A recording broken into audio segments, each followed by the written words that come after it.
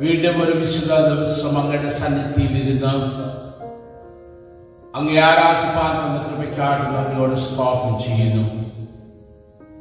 പ്രിയ കർത്താവേ, അവിടുത്തെ വചനത്തിൽ കൂടെ ഞങ്ങളോട് സംസാരിക്കണമേ, ഞങ്ങളോട് ഇടപെടുവാനാകണമേ. ഞങ്ങൾ കേൾക്കുന്ന വചനം ഞങ്ങളുടെ വിശ്വാസ ജീവിതത്തിൽ പുതുബലമാക്കി തരണമേ. അടിയന്റെ വായിലെ വാക്കുകളും ഞങ്ങളുടെ ഓരോരുത്തരുടെ ഹൃദയത്തിലെ ധ്യാനം അങ്ങേക്ക് പ്രസാദകരമായിരിക്കണമേ. ദൈവത്തിന്റെ പരിശുദ്ധാത്മാവേ, അങ്ങ് കടന്നു വന്ന് ഞങ്ങളോട് വചനത്തിൽ കൂടെ ശുശ്രൂഷിച്ചാട്ടെ. യേശുക്രിസ്തുവിന്റെ നാമത്തിൽ പ്രാർത്ഥന കേൾക്കണമേ. ആമേൻ. കർത്താവിന്റെ നാമത്തിന് നന്ദിയോടെ സ്തോത്രം ചെയ്യുന്നു.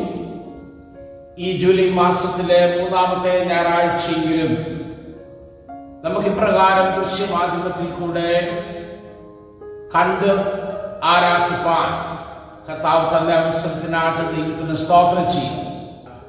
ഇന്ന് നാം സഭയായി ചിന്തിക്കുന്നത് ദൈവത്തിന്റെ ജനം ഉപ്പും വെളിച്ചവുമാകുന്നു. നാം ഉപ്പാകുന്നു, നാം വെളിച്ചമാകുന്നു എന്നുള്ളത് അനേക പ്രാവശ്യങ്ങളിൽ നമ്മൾ വായിച്ചിട്ടുള്ളതും അനേക ദൈവമക്കൾ പല വിധത്തിൽ പല ആശയങ്ങളിൽ കൂടെ അത് നമുക്ക് വ്യാഖ്യാനിച്ച് തന്നിട്ടുള്ളതാണ്.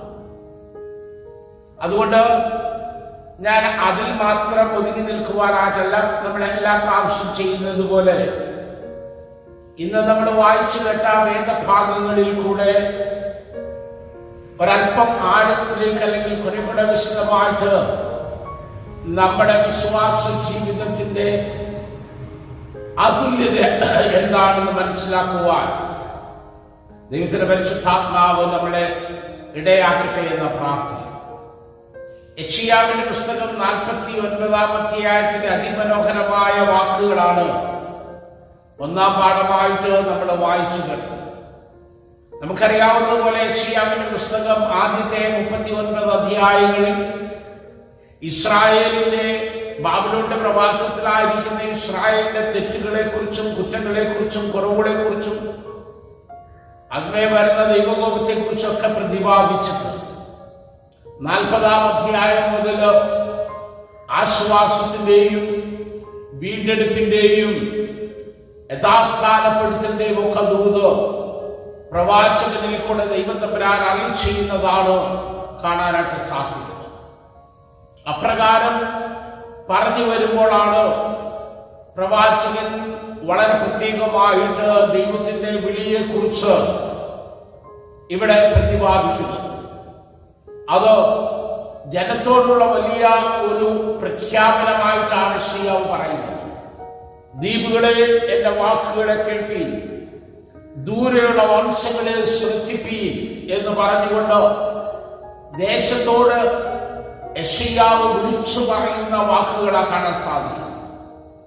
ഈ വാക്കുകളില് വളരെ വ്യക്തമായിട്ട് നമുക്ക് മനസ്സിലാക്കുവാൻ സാധിക്കുന്നത് നാം ആരാണ് എന്ന് മനസ്സിലാക്കുവാൻ, ഹു ആം ഐ, നാം എന്താണ് എന്ന് മനസ്സിലാക്കുവാനുള്ള വാക്കുകൾ.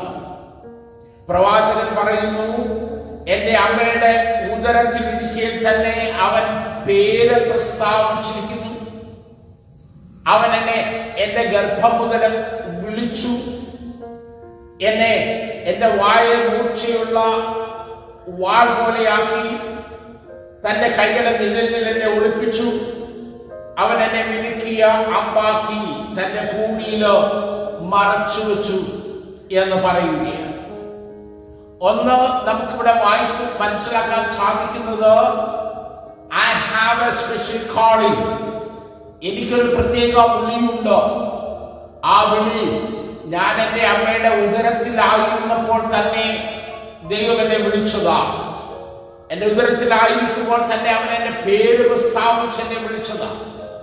So we are those who have a high calling from God. ദൈവത്തിൽ നിന്ന് ഒരു ഉന്നതമായ വിളി പ്രാപിച്ചവരാണ് ദൈവത്തിന്റെ മക്കൾ എന്ന് ദൈവം എടുത്ത് ഉപയോഗിക്കുവാൻ ആഗ്രഹിക്കുന്ന കാത്തിരിക്കുന്ന, ദൈവത്തിന്റെ കരങ്ങളിലായിരിക്കാൻ ആഗ്രഹിക്കുന്ന ദൈവമക്കളെ കർത്താവ് മുന്നമേ യെശയ്യാവിന്റെ പ്രവചനം നമ്മൾ വായിക്കുമ്പോൾ അത് പൗലോസ് വളരെ വ്യക്തമായിട്ട് പറയുന്നത് നമുക്ക് കാണാനായിട്ട് സാധിക്കുന്നുണ്ട്.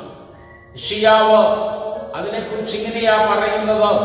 1-ാം അധ്യായത്തില് നമ്മൾ വരുമ്പോ ഇങ്ങനെ യെശയ്യാവ് പറയുന്നത് കാണുവാൻ സാധിക്കുന്നു. ക്രിസ്തുവിൽ അനുഗ്രഹിച്ച 4-ാമത്തെ വാക്യം, നാം അവന്റെ സന്നിധിയിൽ വിശുദ്ധരും നിഷ്കളങ്കരുമാകേണ്ടതിന് അവൻ ലോകസ്ഥാപനത്തിനു മുമ്പേ നമ്മെ അവനിൽ തിരഞ്ഞെടുക്കുകയും തിരുഹിതത്തിന്റെ പ്രസാദപ്രകാരം യേശു ക്രിസ്തു മുഖാന്തരം നമ്മെ ദത്തെടുത്തേണ്ടതിന് അവൻ പ്രിയനായവനിൽ നമുക്ക് സൗജന്യമായി നൽകിയ തന്റെ കൃപാമഹത്വത്തിന്റെ പുകഴ്ചയ്ക്കായി സ്നേഹത്തിൽ നമ്മെ മുൻനിർണയിക്കുകയും ചെയ്തുവല്ലോ.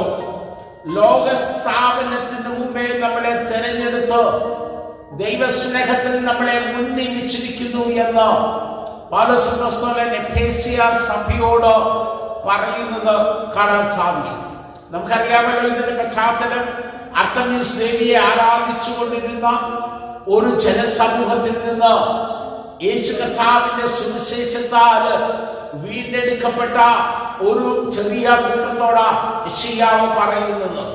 എഫേസസിലുള്ള എല്ലാ ജനത്തോടുമല്ല, അവിടെ ഉള്ള സകല മനുഷ്യരോടുമല്ല, പിന്നെയോ കർത്താവിന്റെ രക്തത്താൽ വീണ്ടെടുക്കപ്പെട്ട വിശ്വാസം ഏറ്റു പറഞ്ഞുകൊണ്ട് ദൈവഹിതത്തിനായി തങ്ങളെ തന്നെ സമർപ്പിച്ചുകൊണ്ട് കൂടി വന്ന് ആരാധിക്കുന്ന എഫേസ്യ സഭയോട് പറയുക, നിങ്ങൾ ലോകസ്ഥാപനത്തിന് മുമ്പേ തെരഞ്ഞെടുക്കപ്പെട്ടവരാ.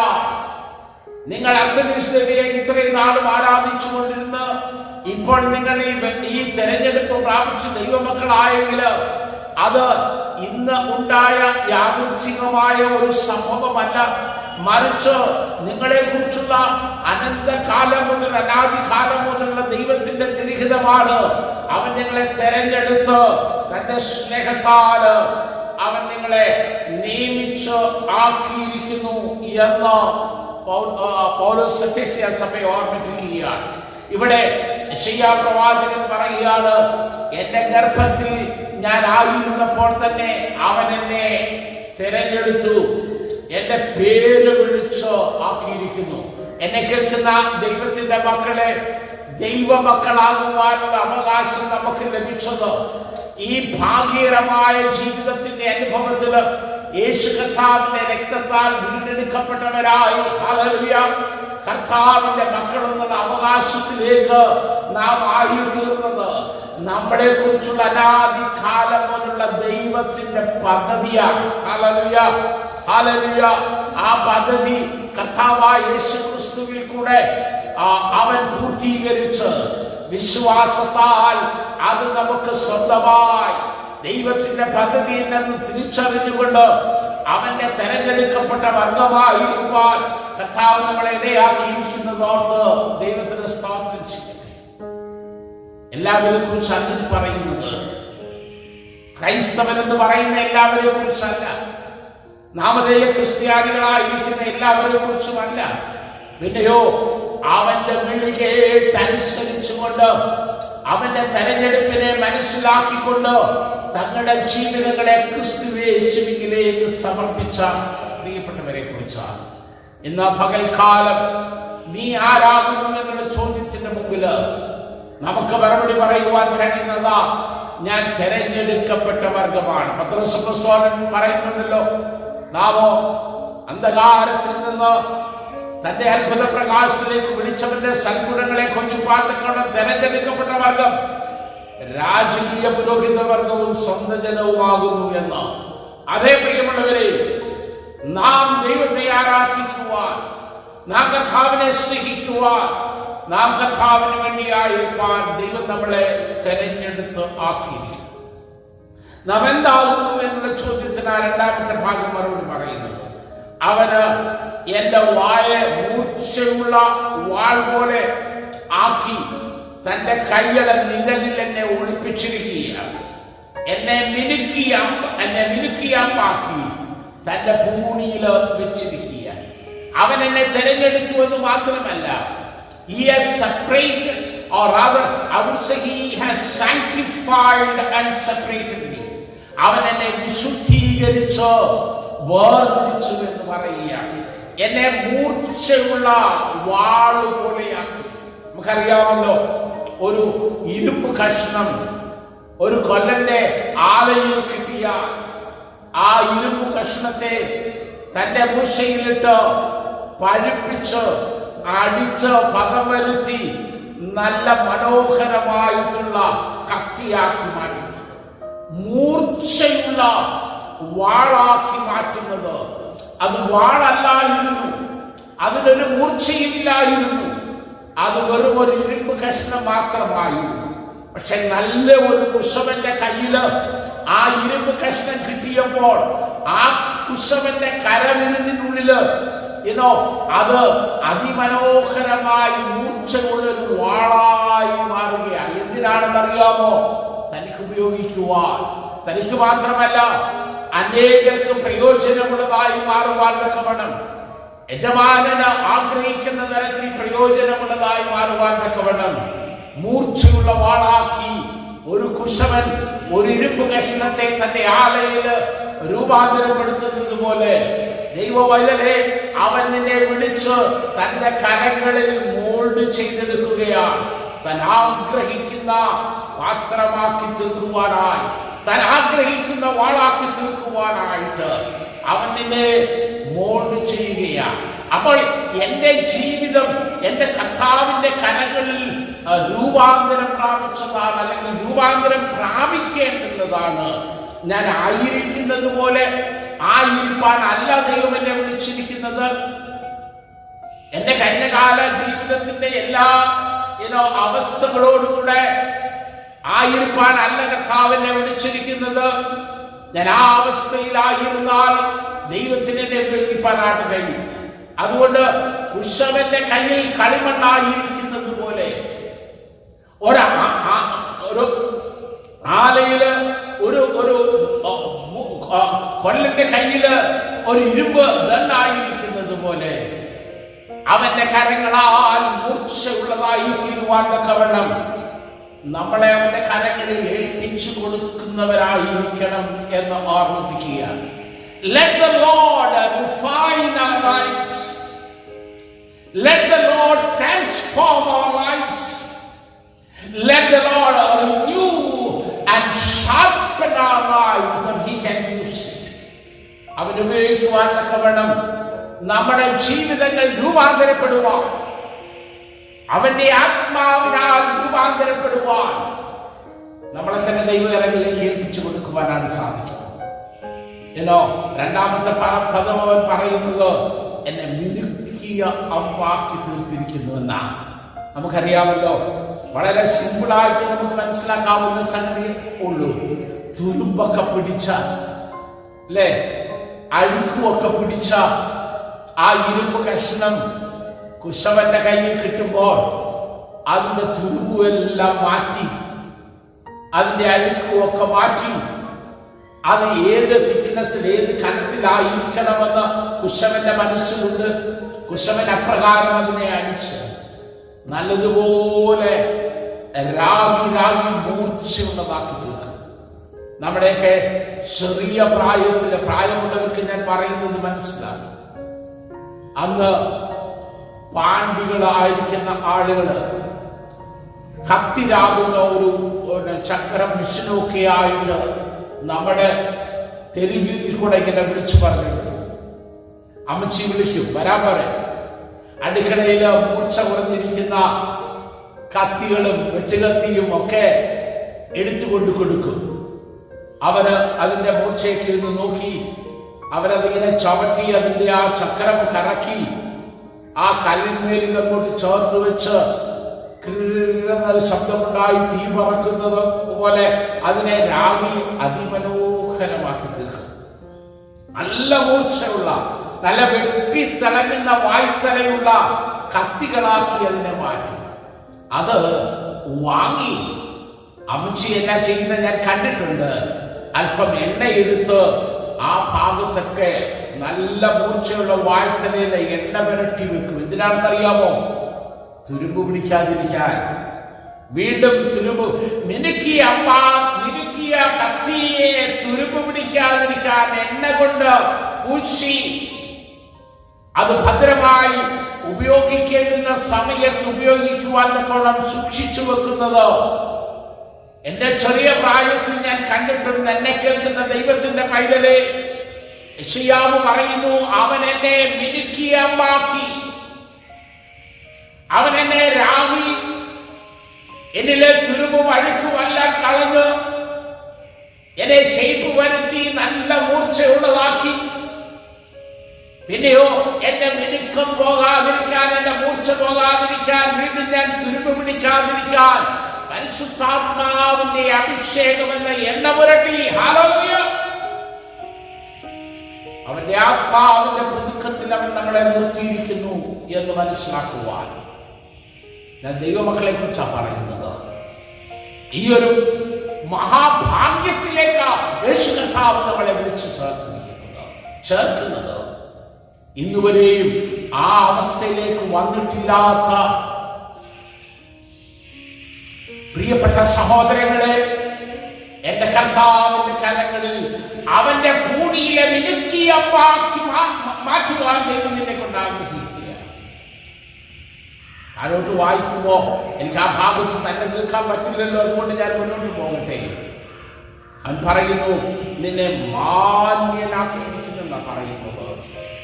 നീ എന്റെ ദാസൻ. മൂന്നാമത്തെ വാക്യം, നീ എന്റെ ദാസൻ, ഞാൻ നിന്നിൽ മഹത്വപ്പെടും. അത് കേട്ടിട്ട് യെശയ്യാവിന് ചില പേഴ്സണൽ രോദനമൊക്കെ പറയുന്നുണ്ട്. സമയമില്ലാത്തത് അങ്ങ് വിടുകയാണ്. അതിന്റെ 5-ാമത്തെ വാക്യത്തിന്റെ അവസാനത്തിലേക്ക് യഹോവ അരുളിച്ചെയ്യുന്നു, ഞാൻ യഹോവയ്ക്ക് മാന്യനും എന്റെ ദൈവം എന്റെ ബലവുമാകുന്നു. നീ യാക്കോബിന്റെ ഗോത്രങ്ങളെ എഴുന്നേൽപ്പിക്കേണ്ടതിനോ ഇസ്രായേലിൽ സൂക്ഷിക്കപ്പെട്ടവരെ തിരിച്ചു വരുത്തേണ്ടതിനും എനിക്ക് ദാസനായിരിക്കുന്നത് പോരാ, എന്റെ രക്ഷാഭൂമിയുടെ അറ്റത്തോളം എത്തേണ്ടതിന് ഞാൻ നിന്നെ ജാതികൾക്ക് പ്രകാശമാക്കി വെച്ചിരിക്കുന്നു. ഹല്ലേലൂയ! എത്ര വലിയ ഭാഗ്യം, എത്ര വലിയ ഭാഗ്യം. ഞാൻ ഈ വേദഭാഗം ചിന്തിച്ചപ്പോ ഞാൻ എന്റെ ജീവിതത്തിലേക്ക് തന്നെയാണ് ചിന്തിച്ചത്. ഒരു മൂർച്ചയുമില്ലാതെ, ആർക്കും ഒരു പ്രയോജനമില്ലാതെ കടന്നിരുന്ന ഒരു rotten piece of iron കർത്താവ് തന്റെ കയ്യിലെടുത്ത് മൂർച്ചയുള്ളതാക്കി മിനുക്കി അമ്പാക്കി അവന്റെ പൂണിയിൽ കഴിഞ്ഞ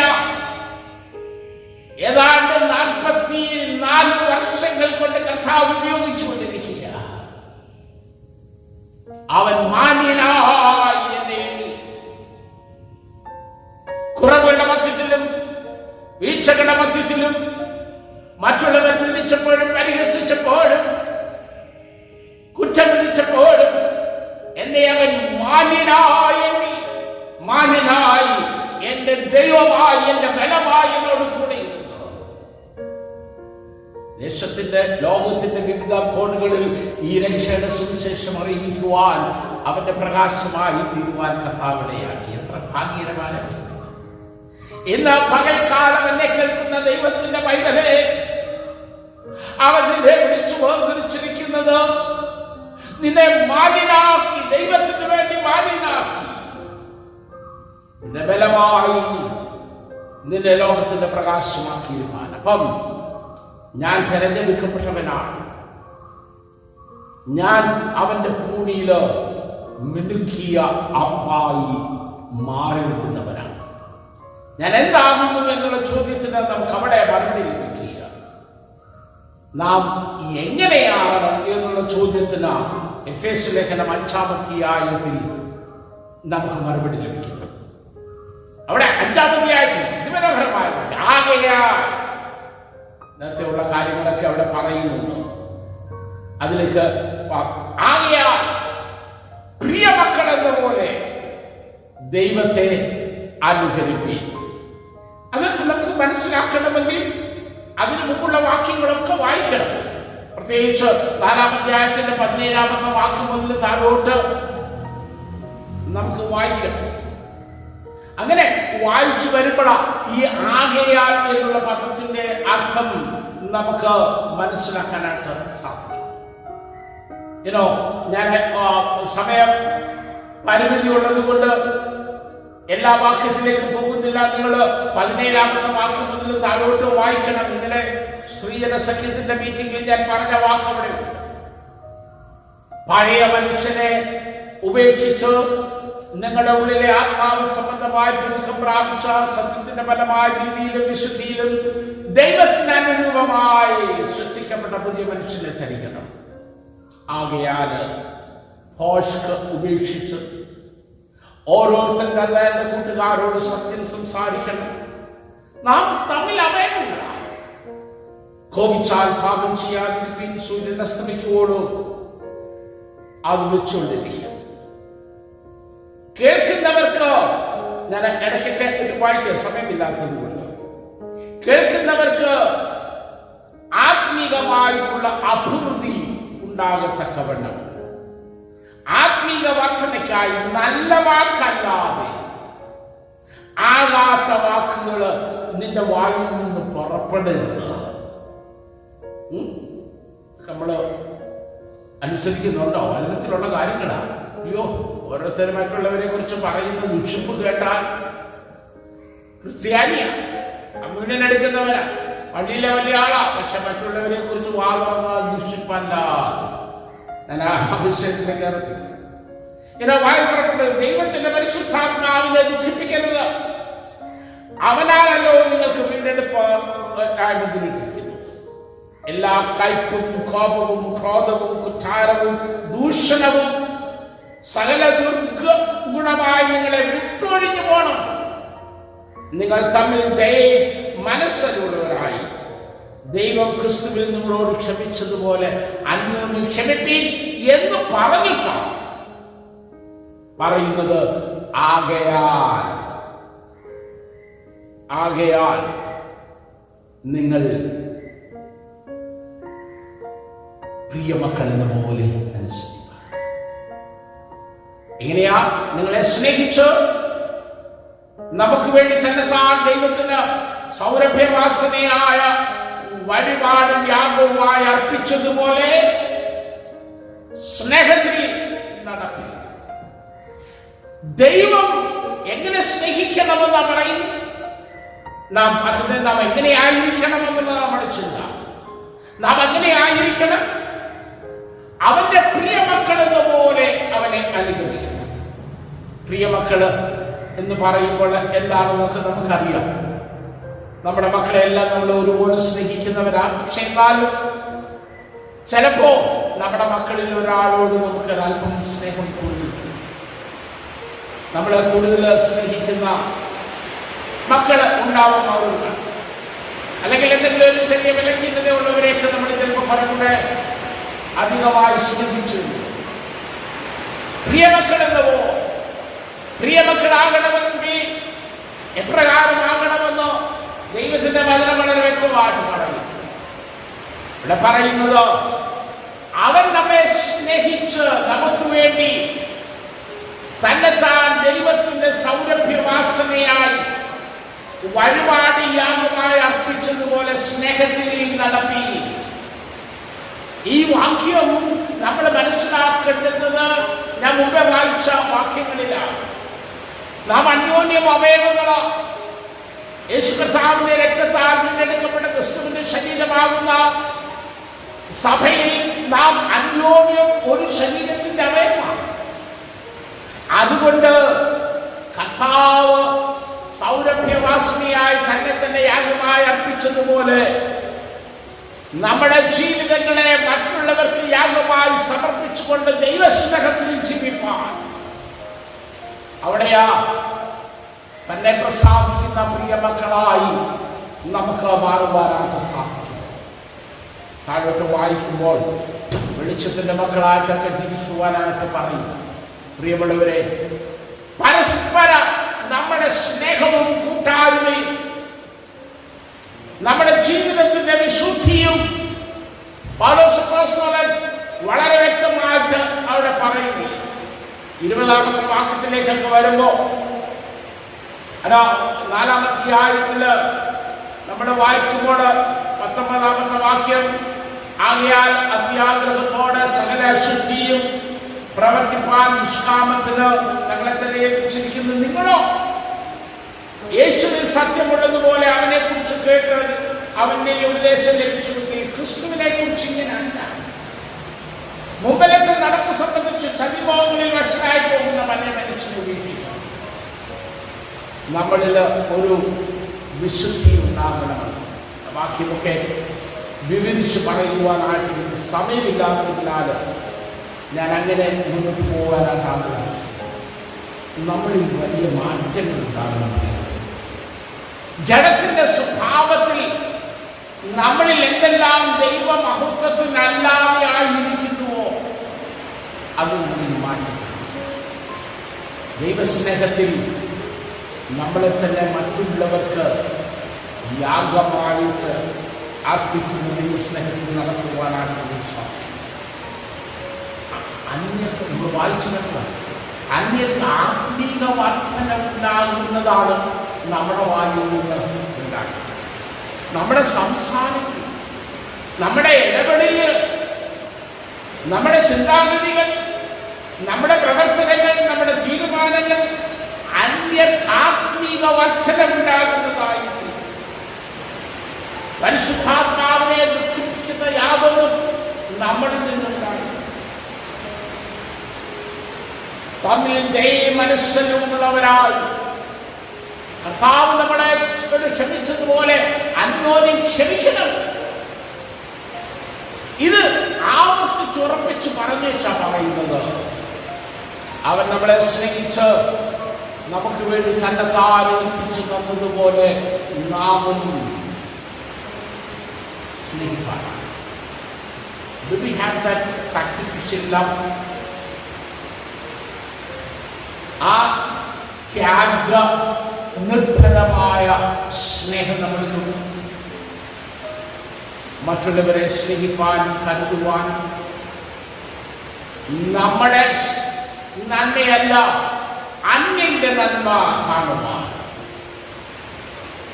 നമ്മള് 1-ാം തീയതി 31-ാം തീയതി രാത്രി ഉടമ്പടി ശുശ്രൂഷയില് എല്ലാവരും ആവർത്തിച്ച് പറയും, ഞാനോ കുറയണം, നീ വളരണം, ഞാൻ മാറി നിൽക്കാൻ തയ്യാറാ.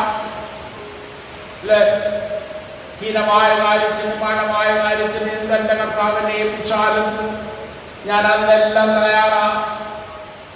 ഇനി ഞാൻ എനിക്കുള്ളവനല്ല, നിനക്കുള്ളവനത്രേ. അയ്യോ, പ്രാർത്ഥന എത്ര ഭയഭക്തിയോടുകൂടെ നമ്മൾ ഏറ്റു പറയുന്നു രാത്രി. പക്ഷെ ഒന്നെങ്കിലും നമ്മുടെ ജീവിതത്തിൽ പാലിക്കുന്നുണ്ടോ? അവന് വേണ്ടി ഒന്ന് മാറി നിൽക്കാൻ, അവന് വേണ്ടി ഹീനമായ ഒരു കാര്യം ചെയ്യുവാൻ, നമുക്ക് ഹീനമെന്ന് തോന്നുന്ന കാര്യം ചെയ്യുക. എനിക്കുള്ളവനല്ല നിനക്കുള്ളവൻ എന്ന് പറയുമ്പോൾ എന്റെ കർത്താവിനുള്ളവനായി ജീവിക്കാൻ സാധിക്കും. അപ്പോൾ നാം എങ്ങനെയായിരിക്കണം എന്നുള്ള ചോദ്യത്തിന് ദൈവത്തിന്റെ വചനം പറയുന്നത്, നാം അന്യോന്യം സ്നേഹിച്ച്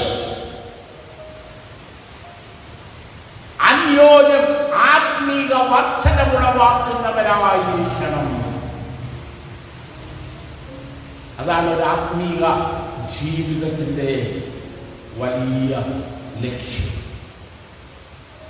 ഞാൻ മറ്റുള്ളവർ അവിടെയാണ് നമ്മൾ സുവിശേഷത്തിലേക്ക് പോകുമ്പോൾ ആ ഉപ്പായിരിക്കുന്നു എന്നുള്ള പദത്തിന്റെ അർത്ഥം കണ്ടെത്തുവാനാണ്. എന്റെ ജീവിതം കൊണ്ട് മറ്റൊരുവന് ക്രിസ്തുവിൽ വളരുവാൻ കഴിയുമെങ്കിൽ, എന്റെ ഇടപാടുകൾ കൊണ്ട് ഞാനൊന്ന് ക്ഷമിക്കുന്നതിൽ കൂടെ, ഞാനൊന്ന് സ്നേഹിക്കുന്നതിൽ കൂടെ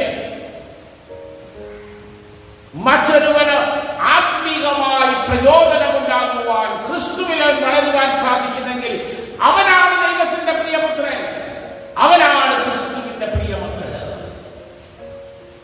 ആയിത്തീരുവാൻ സാധിച്ചിട്ടുണ്ട്. ദൈവത്തിന്റെ മക്കളെ, വചനം വളരെ ആഴമായിട്ട് പല കാര്യങ്ങൾ പറയുന്നുണ്ട്. ഞാൻ സമയമില്ലാത്തതുകൊണ്ട് അവിടെ അങ്ങനെ വിടുകയാണ്. അപ്പോൾ നാം എന്താകുന്നു എന്നുള്ള ചോദ്യത്തിന് മറുപടി കിട്ടി. നാം എങ്ങനെയായിരുന്നു എന്നുള്ള ചോദ്യത്തിന് മറുപടി കിട്ടി. മൂന്നാമത് നാം എപ്രകാരം വർദ്ധിക്കണമെന്നുള്ളതാണ്. അവന്റെ പ്രിയ പൈതലായി, അവന്റെ പ്രിയ മകനായി, പ്രിയ മക്കളായി നാം ഭൂമിയുടെ ഉപ്പും ലോകത്തിന്റെ വെളിച്ചവുമാണ്. The very existence of a Christian, the very existence of a church, അത് വളരെ വ്യക്തമായിട്ട് പറയുക. എന്താ ഒരു സഭയുടെ സാന്നിധ്യം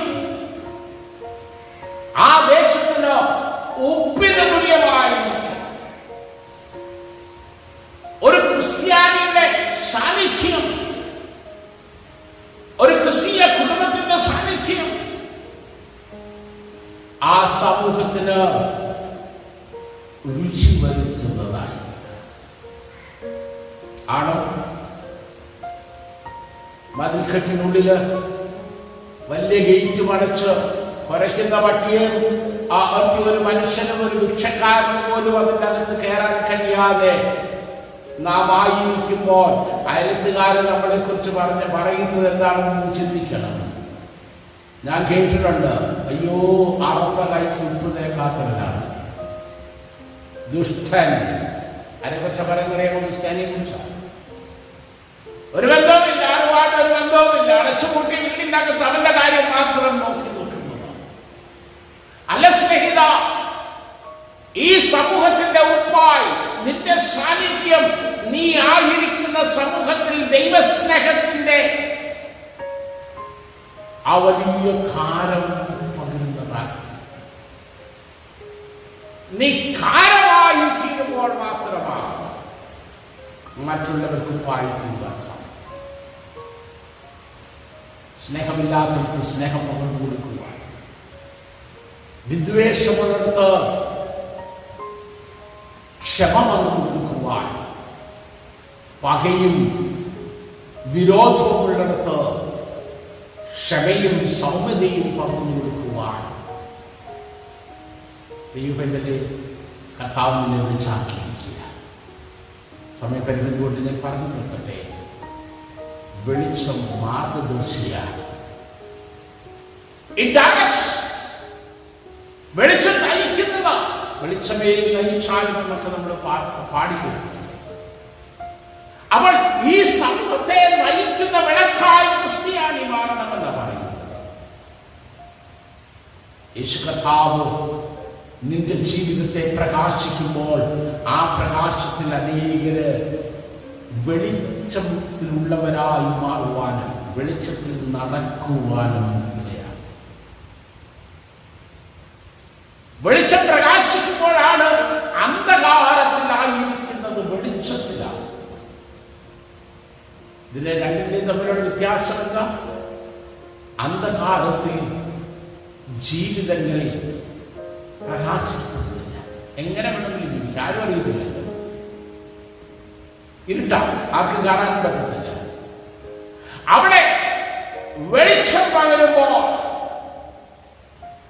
വെളിച്ചത്തിലുള്ളവർ എങ്ങനെ ജീവിക്കണം? It is different. അന്ധകാരത്തിൽ ജീവിക്കുന്നത് പോലെ വെളിച്ചത്തിൽ ജീവിക്കാൻ പറ്റില്ല. നിന്റെ സാന്നിധ്യം മറ്റുള്ളവരെ വെളിച്ചത്തിൽ ജീവിക്കുവാൻ പര്യാപ്തമായി തീരണം. ആ വെളിച്ചം മറ്റുള്ളവരെ നേർവഴിയിൽ നയിക്കുന്നതായി തീരണം. അവിടെ ആ ഭൂമിയുടെ ഉപ്പും ലോകത്തിന്റെ വെളിച്ചവുമായിട്ട് മാറുവാൻ ദൈവത്തിലെ ക്രിസ്ത്യജീവിതത്തെ കുറിച്ച് വചനം നമ്മളെ പഠിപ്പിക്കുക. അങ്ങനെ മാറണം നമ്മുടെ ജീവിതങ്ങൾ. ദൈവത്തിന്റെ പരിശുദ്ധാത്മാവ് അതിന് നമ്മളെ സഹായിക്കും. ഞാൻ എൻ്റെ വാക്കുകളെ അവസാനിപ്പിക്കുക. ധാരാളം കാര്യങ്ങൾ എനിക്ക് പറയാനുണ്ട്, ദൈവാത്മാവിന്റെ മനസ്സിലേക്ക് തരുന്നുണ്ട്. പക്ഷേ സമയപരിധി കൊണ്ട് ഞാൻ അവസാനിപ്പിക്കുക. നീ എന്താണ് എൻ്റെ കർത്താവിനാൽ വിളിച്ചു ചേർക്കപ്പെട്ട അവൻ്റെ കുടിയിൽ ലഭിക്കുക? നീ എങ്ങനെയായിരിക്കണം? ദൈവസ്നേഹത്തിൻ്റെ നിറവിൽ പ്രിയ മക്കളായിരിക്കണം. നീ എപ്രകാരം വർത്തിക്കണം, മറ്റുള്ളവർക്ക് കാലം പകർന്നു കൊടുക്കുന്ന, രുചി പകർന്നു കൊടുക്കുന്ന ഉപ്പായി, അന്ധകാരത്തിൽ കഴിയുന്നവർക്ക് ദിശാബോധം കാട്ടിക്കൊടുക്കുന്ന വെളിച്ചമായി ഈ ദേശത്തിൽ മറ്റുള്ളവരെ നയിക്കുന്നവരായി തീരുവാൻ കർത്താവ് നമ്മളെ ആഹ്വാനം ചെയ്യുക. നമ്മുടെ ജീവിതങ്ങൾ അപ്രകാരം മാറുവാൻ ദൈവത്തിൻ്റെ പരിശുദ്ധാത്മാവ് നമ്മളെ സഹായിക്കും. കർത്താവേ, സ്വർഗീയ പിതാവേ, കേൾപ്പിച്ച വചനത്തിനായി സ്തോത്രം. ഓരോ ദിവസവും ദൈവത്തിൻ്റെ വചനം ഞങ്ങളോട് സംസാരിക്കുന്നു. അത് ഞങ്ങളുടെ വിശ്വാസ ജീവിതത്തിൽ ഏറ്റെടുത്ത് രൂപാന്തരം പ്രാപിക്കാൻ സഹായിക്കും.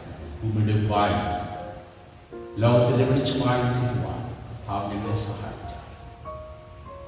ഞങ്ങളോട് ഇടപെടണം. യേശു ക്രിസ്തുവിന്റെ നാമത്തിൽ പ്രാർത്ഥന